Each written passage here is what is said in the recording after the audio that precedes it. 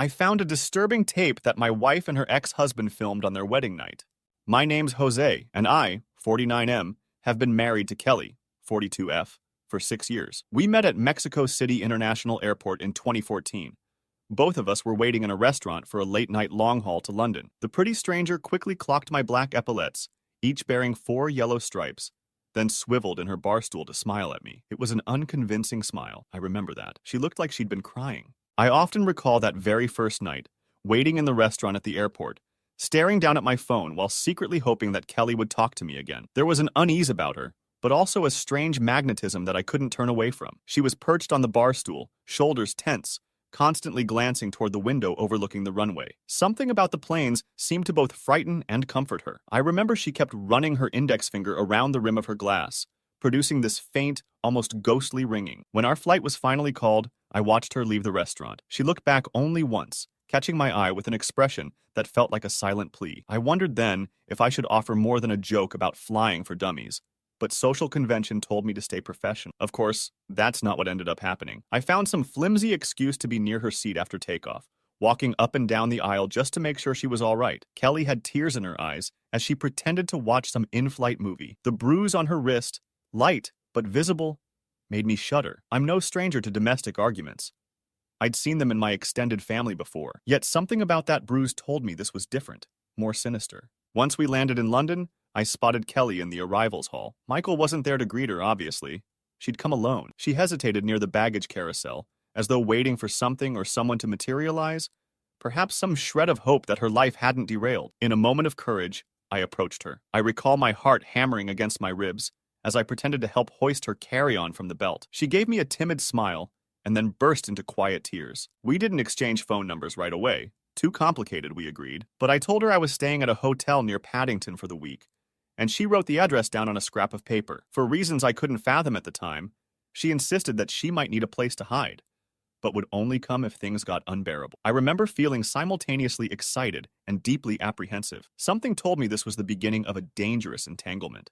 And I also remember her asking, "Are you flying somewhere far, far away?" When I answered, Kelly smiled and revealed that she would be one of my passengers. I don't remember much of my response, truth be told, but I quipped about her being in safe hands because I just read Flying for Dummies, and she laughed politely as if it were the first time she'd heard that joke. In all honesty, as scummy as it seems, I wanted to impress her. She captivated me. I still remember every last thing she said, even after all of these years. Oddly, however, I only have fuzzy memories of my own words. My mother used to tease that Kelly had put a spell on me. Anyway, without being prompted, the sullen woman told me her story.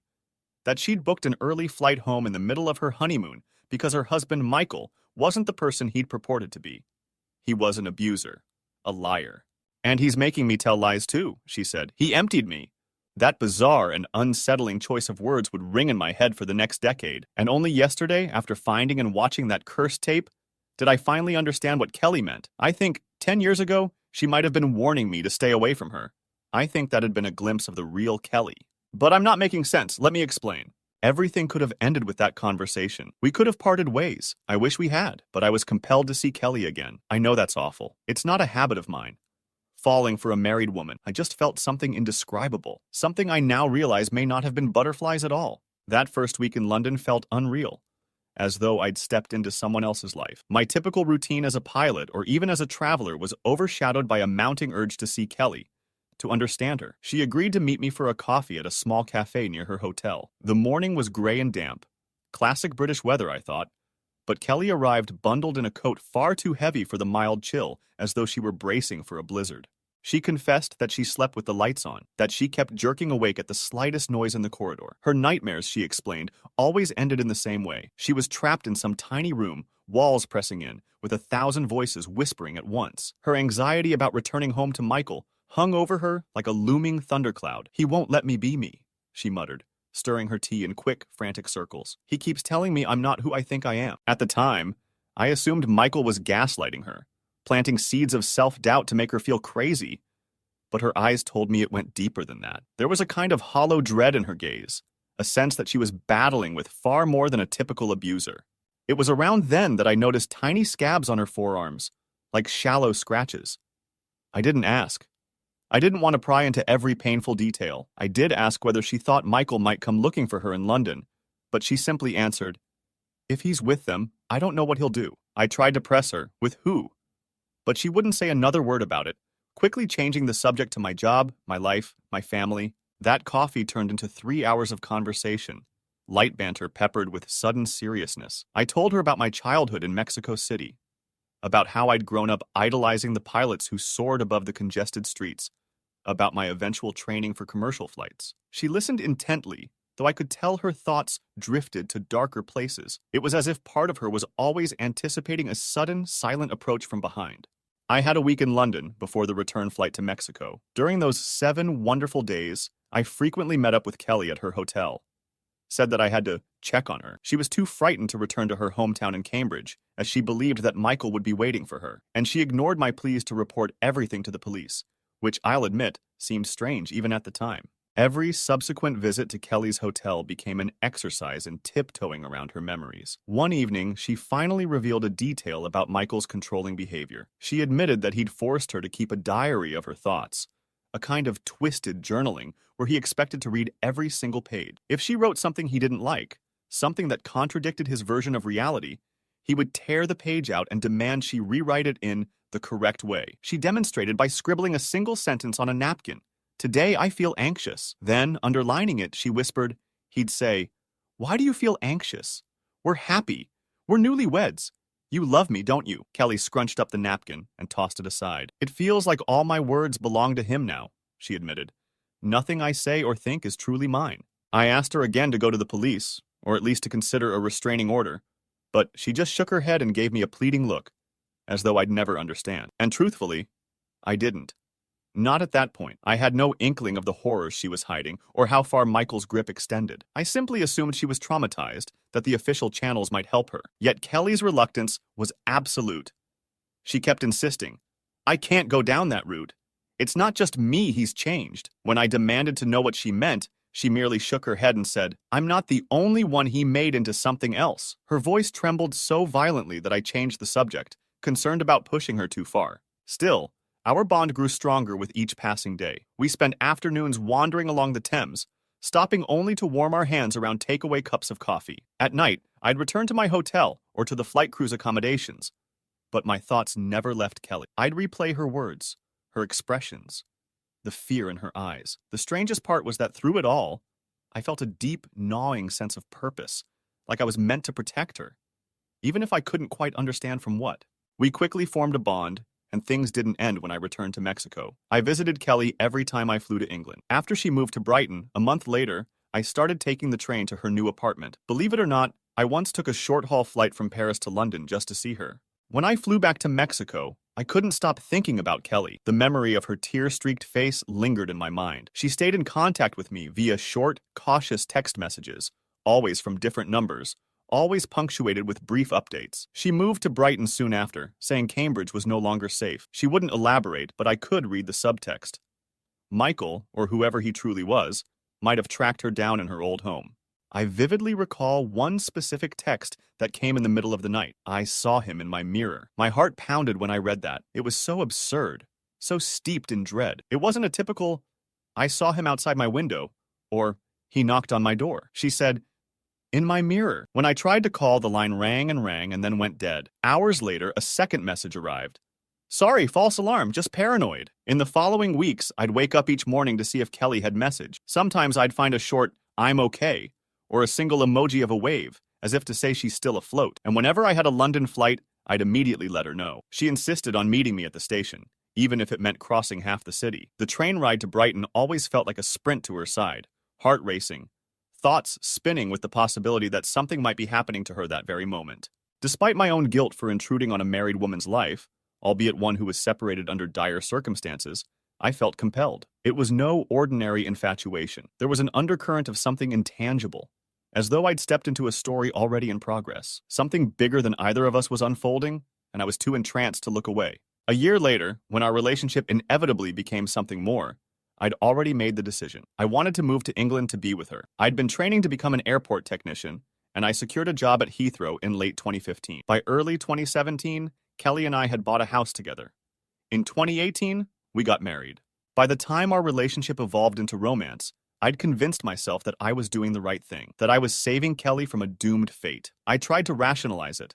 Michael was abusive, and in my eyes, that invalidated the marriage. Kelly was desperate for a fresh start, and I'd do everything in my power to give her one. But a small part of me, the part that couldn't let go of guilt, kept wondering if I was stepping into a snare I didn't fully comprehend. Still, I continued my airport technician training with renewed determination. Whenever I'd land a shift that ended in the afternoon, I'd jump on a train to Brighton, and Kelly would be waiting at the station. She'd changed by then. No longer the trembling woman I first saw in that Mexican airport. She was stronger, more vibrant, but also prone to moments of deep introspection. "Sometimes I feel like I never really left that hotel room," she confessed one evening, after I'd asked how her day was. We were sitting on the beach, watching the sun dip below the horizon. She gripped my hand as she said it, her fingernails biting into my skin. "Like part of me is still trapped there, waiting for him to walk in." "You're free now," I tried to reassure her. Although my words lacked conviction, Kelly just gave me a faint, knowing smile. As we gazed at the darkening sky, I had a strange sensation, like the twilight itself was watching us. My mother used to say the dead come out at dusk, but I'd never believed in such superstitions. Yet in that moment, I felt a chill that wasn't from the sea breeze.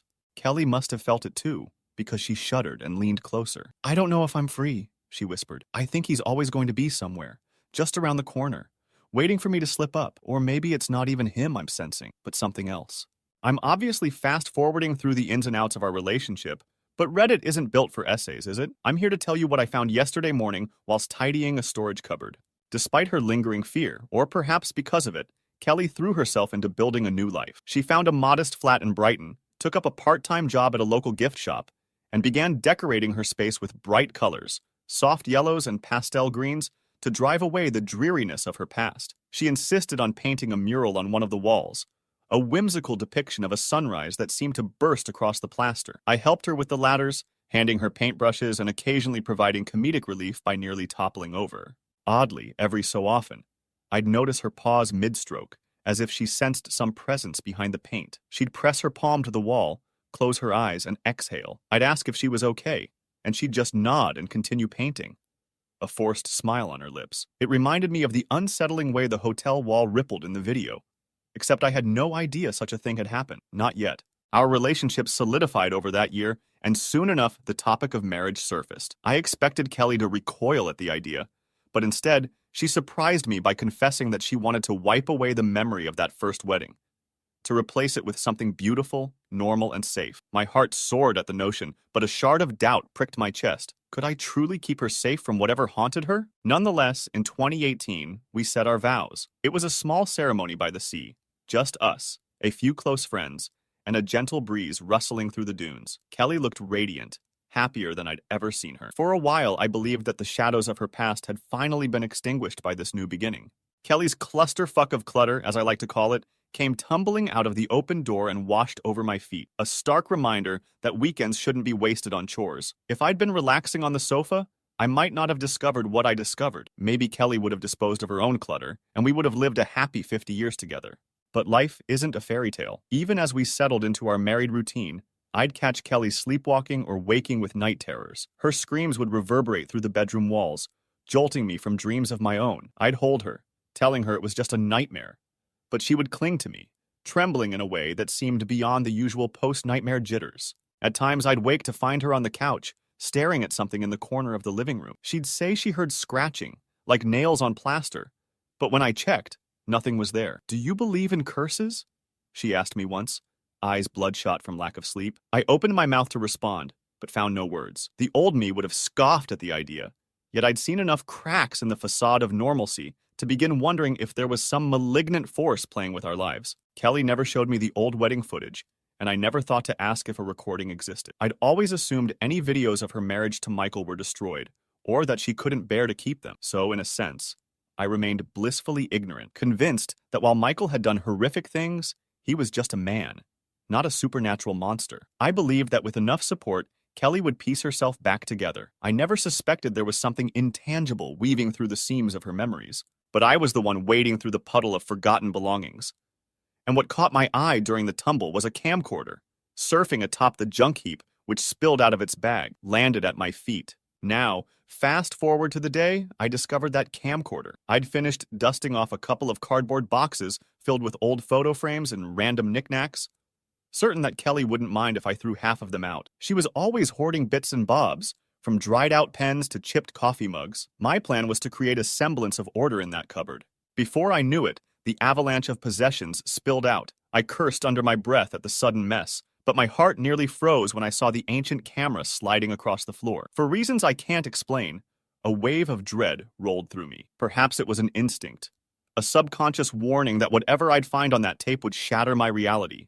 I tried to convince myself it was probably just some random family video, maybe from Kelly's childhood or from a forgotten holiday. But as I fiddled with the device, the notion that this could contain remnants of her life with Michael began to churn my stomach. Still, curiosity and a sense of foreboding compelled me to press play. The moment I saw the date, my heart throbbed in my throat. October 9th, 2014.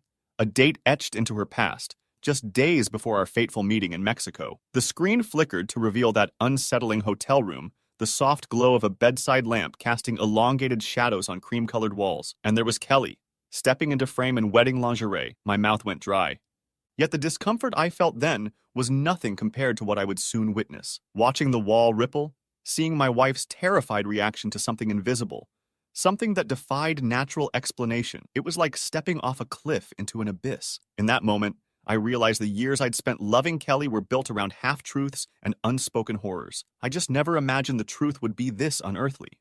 I picked it up and chuckled. I knew Kelly and I were old, but not that old. I had no idea she owned such a relic, and curiosity got the better of me, obviously. Who wouldn't want to check the contents of a spouse's dusty tape locked away for who knows how many decades? When I plugged in the device to charge it, an error message displayed on the ancient screen. I thought I'd been thwarted by tape or hardware degradation, but I fixed everything, unfortunately, by cleaning out filth from the tape slot. Then I rewound the recording and pressed the play icon. The white pixelated text read, October 9th, 2014. For Americans, that's September 10th, 2014. And I quickly realized that was a week before I first met my wife. Everything slotted together horribly when Kelly stepped out of a hotel bathroom in wedding lingerie. I realized what kind of tape I'd found. Don't think less of me for watching. It wasn't like that. Even degenerates, I assume, don't want to watch the person they love share such intimacy with someone else, let alone an abusive ex-husband. And Michael was abusive. Kelly wasn't lying about that, but she'd only ever told me fragments of the story. So even though I expected a raunchy sex tape, I wasn't watching for that reason. My eyeballs weren't springing from their cartoon sockets. Well, okay. I was watching the video keenly, but fear rendered me wide-eyed, not lust. I just knew that something was wrong with the hotel room. The only natural thing in the footage was Kelly. And as I watched my wife sprawl across the bed sheets, waiting for her filming husband to join her, I eyed the room's cream-colored walls. I didn't give a rat's rear about the interior design, but something hidden in the paint made me sick. You wouldn't understand unless you'd seen the video for yourself. Then something in my head started to ache sharply, much like a migraine brewing behind my sockets, but it wasn't that. It was a painful urge which prompted each of my squeaking eyes to twist. I looked, without even wanting to look, at the edge of the screen, searched for something that was only just beyond both the border of the video and Kelly's vision. I wanted to scream at the younger version of my wife as she lay still, as she watched Michael with caving dimples and a provocative grin. I wanted to scream at her to run, though I didn't know why I wanted to do so. That was the most terrifying thing of all. I didn't fear the obvious horror of watching my wife and her ex make love. I feared something else in the room, something I didn't understand. Get rid of that camera, Kelly whispered, before wagging her index in a come-hither motion. Michael's heavy breathing was not the breathing of a lustful man. It was the labored breathing of something hungry in a way that neither food nor sex could satiate. We need to preserve this moment, Michael said. Kelly rolled her eyes. Is that right? In response, the man stopped breathing, and my wife's face changed. Her sultry smile morphed into not a frown, but down-turned lips, lips hanging open in the same horrified expression that I must have been wearing whilst watching the tape. Michael hacked, as if bringing up a hairball, then promised, I'll put it down. He placed the device on the dressing table and walked over to the bed. But Kelly did not thank him. She whimpered and recoiled. Not due to Michael leaving the camera recording. I don't even think she'd noticed its red, blinking light. No. My wife was still frightened because she sensed a presence. Not her husband, not the room's seedy atmosphere, not even the claustrophobic nature of the walls. She sensed the same thing that I sensed, though neither of us knew exactly what we sensed. I'm not in the mood anymore, Kelly whimpered as Michael climbed onto the bed. He hushed her, stroking the backs of his twitching fingers against her trembling cheek. "Don't be like that, darling. It's time to consummate." Then Michael gasped like a punctured tire and shot his head towards the empty corner of the room. He nodded slowly, but neither I nor the recorded version of Kelly saw what he saw. "If I must," he told the empty air. Then came something I still don't know how to explain. The plaster rippled as something behind the wall pressed against it, tried to get out, like a hand forming a shadow puppet. Something about the shape was illusory. It could have been a man. Could have been a monster. Its outline rapidly changed from a tall thing with arms and legs to a misshapen blob of indiscernible segments. After less than a second or two of the wall bulging, its plaster flattened again, and the living shape was gone. Kelly screamed in synchronicity with me, but she hadn't even noticed the anomaly. She was staring, unblinkingly, into her husband's eyes.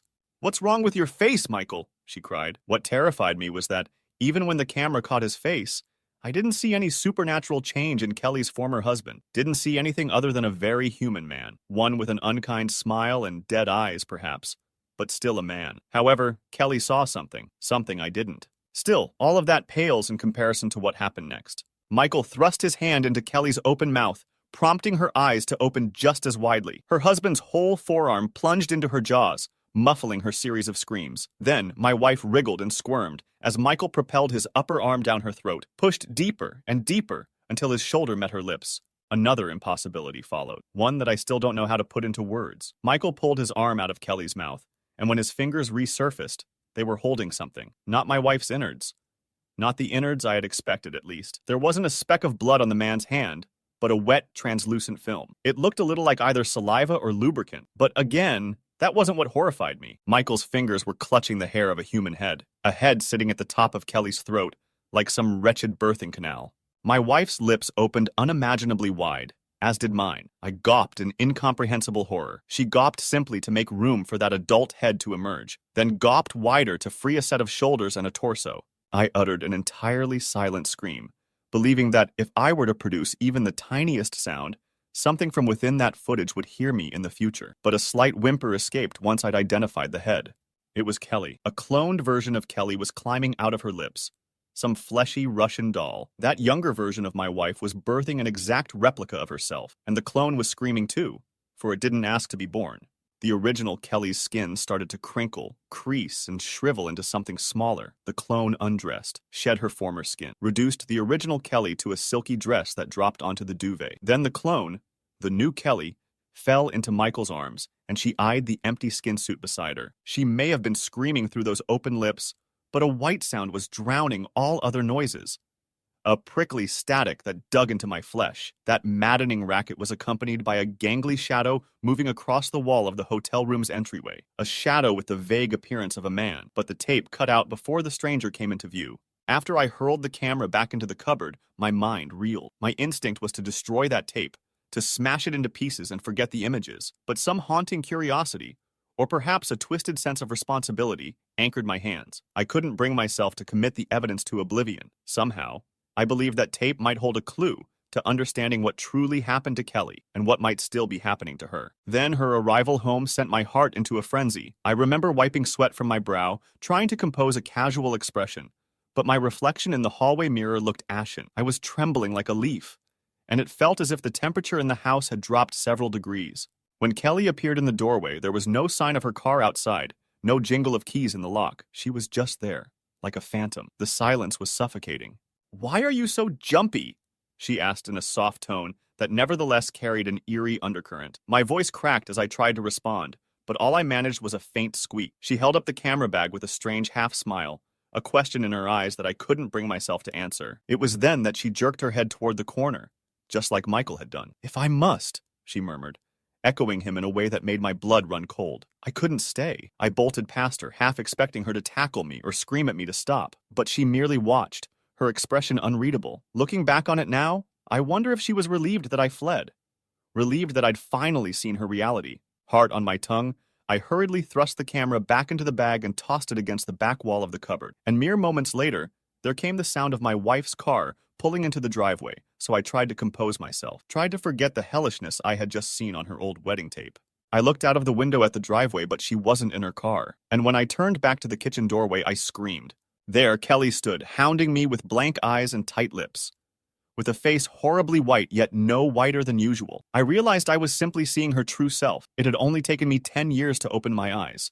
"How did you come indoors so quietly?" I tried to ask, though nothing but a series of hoarse whispers sounded. "Jose," Kelly began, before lifting the camera bag she'd inexplicably acquired. "We were meant to be decluttering, darling. Why would you want to hold on to this?" I tried to answer, but I was startled by my wife's sudden step towards me. A solitary step, followed by a gasp and a jolt, much like her ex-husband in the video. Then Kelly looked towards an unoccupied corner of the kitchen and said, "If I must." Upon hearing that echo of Michael's haunting words, I ran, barged past my wife, who seemed either unprepared or unbothered by my escape. I ran out of the house, leapt into my car, and drove away from my life. I've spent the past day and a half driving aimlessly, the world outside my car window blurring into an endless gray tapestry of highways and service stations. Each stop I make, I scan the faces of strangers, half convinced that Michael might appear from behind a pillar or that I'd see the walls ripple with some impossible silhouette. Sleep comes in short, uneasy bursts. Every time I close my eyes, I'm haunted by the image of Kelly on that bed, that monstrous birth of her clone, and Michael's dispassionate stare. In my mind, I keep playing out scenarios. Should I call the police? What would I even tell them? That my wife is some kind of shapeshifter? Or worse, that she was forced to become one by an otherworldly presence? They'd lock me up for spouting nonsense. Or they'd go after Kelly, and I'd be left with no answers. Part of me wonders if I'm cursed too. At night, I hear static in my ears, and it's not from the radio. It's as though reality itself is fraying around the edges. I see flickers in my peripheral vision, shadows darting across the darkness. Twice now, I've caught a glimpse of what looked like Michael's face in a reflection, only for it to vanish an instant later. I can't tell if I'm hallucinating, or if something truly is pursuing me. I need help. But what kind of help do you seek when the enemy is an impossible eldritch force that defies reason? My phone buzzes occasionally, but the number always appears as unknown. A few times I've answered, hearing only that faint static. Another time, I swear I heard Kelly whisper my name, followed by a strangled sob. I'm afraid to answer again, terrified of what might come through the line. All I know is that I'm running out of places to hide, and time seems to be running out with each passing second. I've been on the road for more than a day, stealing bursts of sleep in service station car parks. It's currently 2 in the morning, and I was just woken by the sound of white noise. Not from a playing videotape, but from the world around me. That static drowned everything for one horrendous minute. I didn't want to look out of my driver's window, but there also came that familiar strain behind my eyes, a coded warning from my brain. And when I sat up to look outside, I locked eyes with a large truck parked a couple of spaces to my right. That was when I yelled until my vocal cords gave out. The side of the vehicle rippled in much the same way as the wall of the hotel room, rippled to form the outline of a man inside the storage compartment. He was pressing against the truck's side, trying to push through the metal. The shape quickly lost its definition. Then it became nothing at all. All that remained was an abandoned truck in a near-deserted car park. I don't know what to do. Please help me before that thing finds me. Before it pulls something out of me,